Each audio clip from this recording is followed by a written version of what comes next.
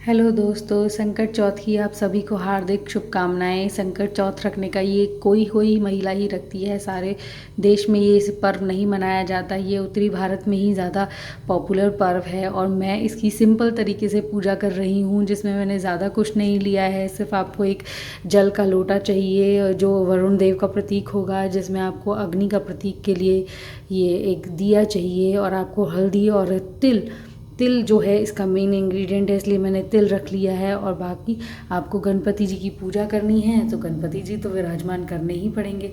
तो आपको गणपति जी चाहिए, और अभी हम इसकी कहानी सुनेंगे और उसके बाद गणपति जी को ये तिल अर्पित कर कर और आरती कर कर हम अपनी कथा पूर्ण करके, और फिर उसके बाद ही कुछ चाय पानी लेंगे। सुबह से आपको शाम तक 3 बजे 2:30-3 बजे तक आपको कुछ भी नहीं खाना होता है, ना पीना होता है। सुबह से मैंने कुछ नहीं खाया है ना पिया है। अभी मैं कथा शुरू कर रही हूँ।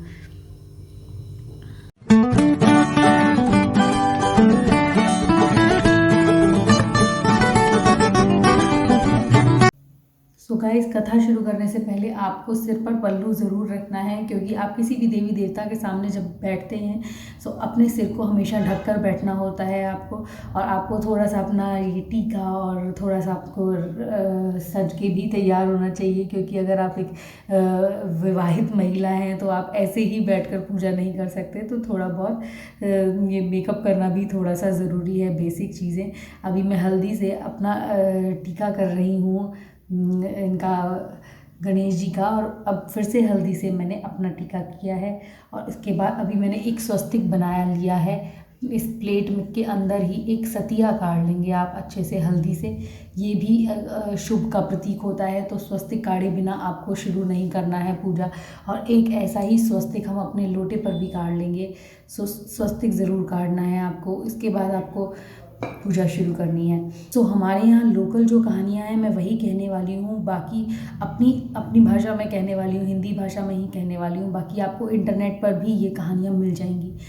मेरे पास मैं अकेले ही खुद ही कहने वाली हूँ और खुद ही फिर सुनने वाली हूँ। तो कहानी ऐसे है कि एक बार क्या होता है कि एक बूढ़ी अम्मा होती है, एक बुढ़िया होती है, उसका एक बेटा होता है, इकलौता ही उसका बेटा होता है। वो क्या उसके लिए हर साल संकट चौथ रखती है। सब कहते हैं कि देख बुढ़िया है और संकट चौथ का व्रत रखती है, अपने बच्चे की सलामती के लिए व्रत रखती है, बूढ़ी हो गई है अब भी रखती है, अब तो रखना छोड़ दे। तो यही सारी बातें उसके बेटे को भी सब सुनाते हैं कि तू तेरी वजह से इसको रखना पड़ता है। तो उसके बेटे को क्या होता है, उसके बेटे को विश्वास नहीं होता है संकट चौथ के व्रत पर। वो क्या कहता है, वो कहता है कि माँ तू ये संकट चौथ का व्रत नहीं भी रखेगी तो भी मुझे कुछ नहीं होगा, तू ये मत रखा कर व्रत। लेकिन वो उसकी माँ कहती है नहीं बेटा, ये तेरी सलामती के लिए है, जब तक मैं जिंदा हूँ तब तक मैं तेरे लिए ये व्रत रखती रहूंगी।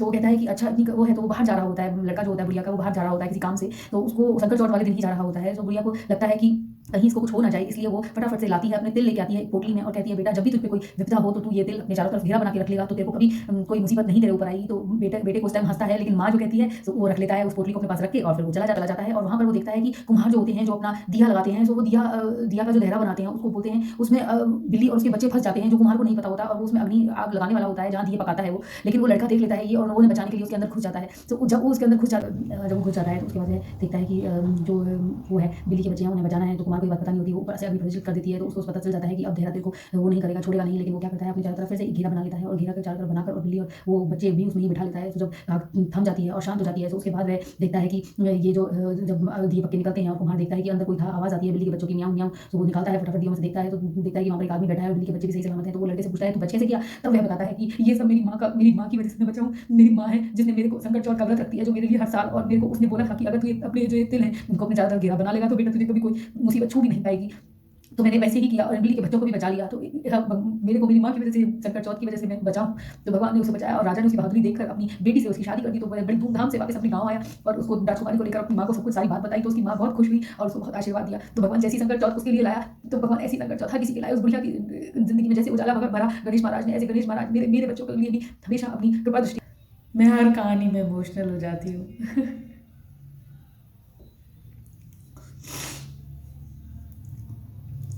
अभी दूसरी कहानी थोड़ी फनी है।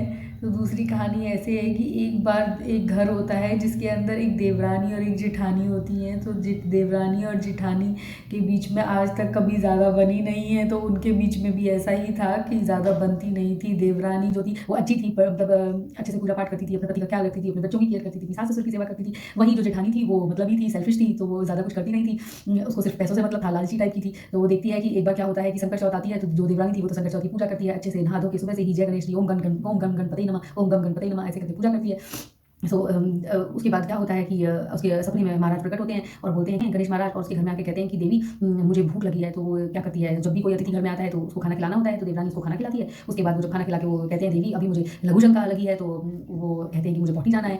तो वो कहती है कि महाराज, वो इतनी थके चूर हो गई होती है, तो वो महाराज से कहती है कि महाराज आपका जहाँ मन करे आप वहाँ चले जाओ, ऐसी कोई लघु शंका की जगह तो नहीं है, लेकिन आपका जहाँ मन करे वहाँ चले जाओ। तो गणेश महाराज का जहाँ मन करता है वो वहाँ पॉटी कर देते हैं। तो देखते हैं तो वो सो जाती है, क्योंकि वो थक गई होती है, तो वो सो जाती है और गणेश महाराज चले जाते हैं। तो जब वो सुबह उठ के देखती है तो जहाँ जहाँ महाराज ने लघु शंका पॉटी करी थी तो वहाँ पर सोने चांदी हार जवाहरात और हीरे मोती सब बिखरे पड़े होते हैं। वो कहती है कि क्या हो गया। तो वो तराजू इतना होता है कि उसको तराजू मंगाना पड़ता है। तो वो तराजू उसने जेठानी से लेने जाती है। तो वो कहती है कि ये इसको तराजू क्यों चाहिए। तो वो उसके नीचे थोड़ा सा मोम लगा देती है और उसको तराजू दे देती है। तो वापस जब आती है तो देखती है कि तराजू के नीचे थोड़ा सा सोना चांदी हीरा ऐसा कुछ लगा होता है। तो वो देखती है और कहती है ये तुझे कैसे मिला। तो वो सारी कहानी बता देती है। तो अगली जैसे ही संकट चौथ आती है तो देवरानी की जैसे ही जेठानी भी पूरी सारी विधि करती है और खुश होकर आते हैं भगवान और उसको कहते हैं कि कहाँ मेरे को भूख लगी है। तो वो बहुत सारा खाना बनाकर रखती है जेठानी जो होती है और उनको खूब ठूस ठूस के खिलाती है। और फिर जब वो कहते हैं कि मुझे तो पॉटी जाना है, तो फिर वो कहती है कि यहाँ वो जगह दिखाती है कि यहाँ भी कर दो, यहाँ भी कर दो, ऐसे कर दो, वैसे कर दो। और ना वो सोती है, तो वो पूरी रात उस पॉटी को देखती रहती है कि कब ये सोना चांदी और ये बनेगी। फिर उसके बाद सुबह हो जाती है, सुबह होने तक भी वो गंदगी फैली होती है, कुछ भी नहीं बदलता। तो उसे बहुत गुस्सा आता है और फिर वो अपना सिर पकड़ कर रोती है। तो संकट चौथ महाराज ने जैसी कृपा उस देवरानी पर करी थी ऐसी हम सब पर करना,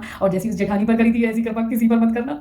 तो हे जय हो संकट चौथ महाराज की जय, ओम गण गणपतये नमः। तो ये सिंपल सी पूजा थी मेरी, जो मेरी 2 कहानियां हैं वो कह ली हैं। अब मैं इसमें से थोड़े से तिल लेकर अपने तवे पर भूनने वाली हूँ और फिर उसका बनाएंगे शक्कर डालकर और तिल का मिक्सर करके ग्राइंड करके तिलकुट, और उसको ही खाकर मैं अभी अपना व्रत खोलने वाली हूँ। और उसके बाद व्रत को खोलना इन द सेंस कि अभी मैंने सुबह से कुछ नहीं खाया है, तो वो थोड़ा 1 चम्मच 2 चम्मच खा लूँगी और शाम को तारों की छाँव में जो ये जल का लोटा है इसको मैं अर्घ दूँगी और फिर उसके बाद ही प्रॉपर खाना खाऊँगी। सो आई होप आपको मेरी वीडियो अच्छी लगी होगी, छोटी सी वीडियो है। Thank you guys, please subscribe my channel for more videos.